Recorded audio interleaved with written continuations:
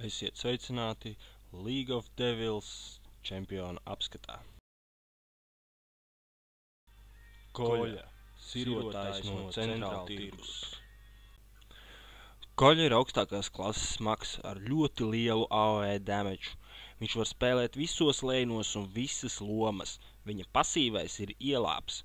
Respektīvi, 1 sekundi ārpus cīņas viņš apguļas un iedzer kārtējo devu, un viņa dzīvība nekavējoties atjaunojās. Pirmā no spējām ir izsaukt čomu. Koļa var likt čomam darīt jebko, cīnīties, iet mežā un atnest krutku vai sadzert, kas palielina koļas iespēju tikt pie critical shota. Ieteiktu Q maksot pirmo, jo ar katru nākamo līmeni koļa varēs izsaukt vairāk draugus. Otrā no koļas spējām ir tumšā bilde.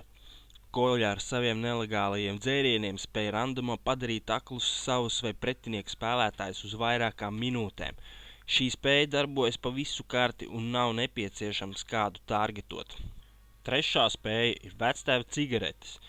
Aktivizējot šo spēju, koļa sāk smēķēt aizdomīgas izcelsmes cigaretes, kuras dūmi saindē pretinieku spēlētājs puskartes rādījusā. Koļas komandas biedri ir imūni pret šiem dūmiem tikai pēc spēles 10. minūtes, turklāt spēja darbojas kopā ar pasīvo. Koļas ultimates ir Aroma Cloud.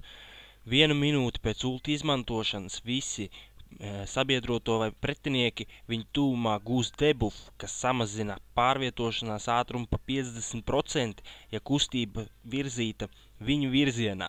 Turklāt minioni papildus tam zaudē 10 HP per second, atrodoties viņa tuvumā. Atvainojamies visiem Nikolajiem, šis bija 1. aprīļa joks.